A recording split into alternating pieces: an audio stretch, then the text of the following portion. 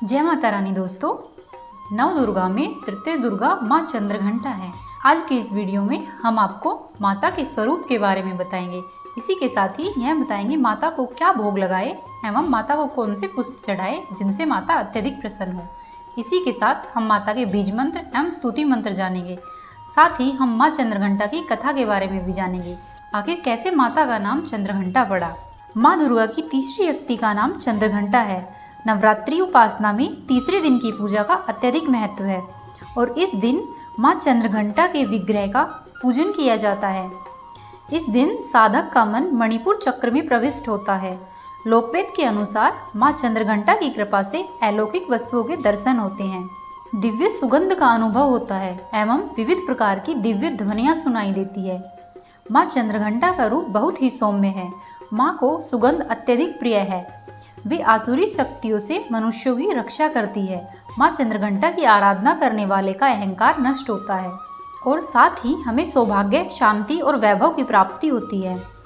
माता की आराधना से साधक के मन में वीरता और निर्भयता के साथ ही सौम्यता और विनम्रता का विकास होता है।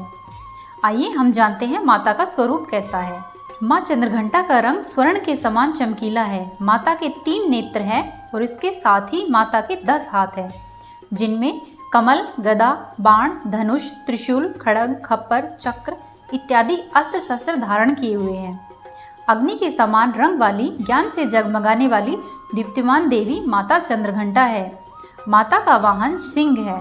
आइए हम जानते हैं माता को क्या प्रसाद चढ़ाए जिससे माता अत्यधिक प्रसन्न हो। माता को सफ़ेद चीज़ों का भोग जैसे दूध या खीर का भोग लगाना चाहिए। इसके अलावा माँ चंद्रघंटा को शहद का भोग भी लगाया जाता है।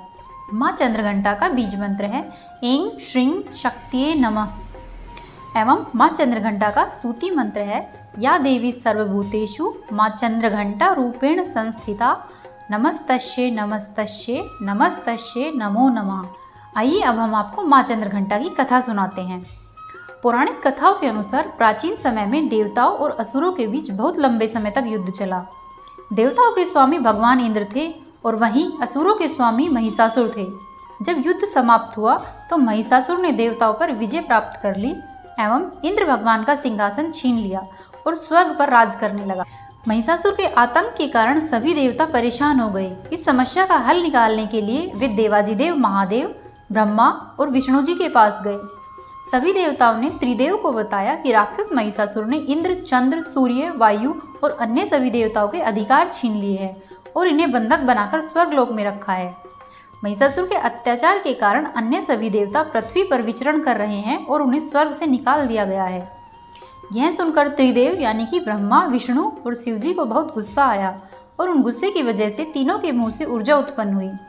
इन तीनों की ऊर्जा के साथ ही अन्य देवगणों की ऊर्जा भी उस ऊर्जा में जाकर मिल गई। उसी ऊर्जा से वहाँ एक देवी का अवतरण हुआ और उन देवी का नाम चंद्रघंटा पड़ा। भगवान महादेव ने माँ चंद्रघंटा को त्रिशूल और भगवान विष्णु ने उन्हें चक्र प्रदान किए। इसी प्रकार सभी देवी देवताओं ने उन्हें अस्त्र शस्त्र भेंट किए। भगवान इंद्र ने अपना वज्र और ऐरावत हाथी से उतारकर एक घंटा दिया। सूर्य ने अपना तेज और तलवार माँ चंद्रघंटा को दिया और सवारी के लिए एक सिंह प्रदान किया। इसी वजह से इस ऊर्जा का नाम देवी चंद्रघंटा पड़ा। देवी चंद्रघंटा ने ही महिषासुर का वध किया। जब देवी चंद्रघंटा महिषासुर के समक्ष आई तो वह समझ गया कि अब उसका काल आ गया है। देवी चंद्रघंटा ने एक ही झटके में महिषासुर और अन्य सभी बड़े दानवों का संहार कर दिया। इस प्रकार देवताओं को असुरों के अत्याचार से माता ने मुक्ति दिलवाई। माता के मस्तक पर घंटे के आकार का अर्धचंद्रमा विराजमान है, इसीलिए माता का नाम चंद्रघंटा पड़ा है।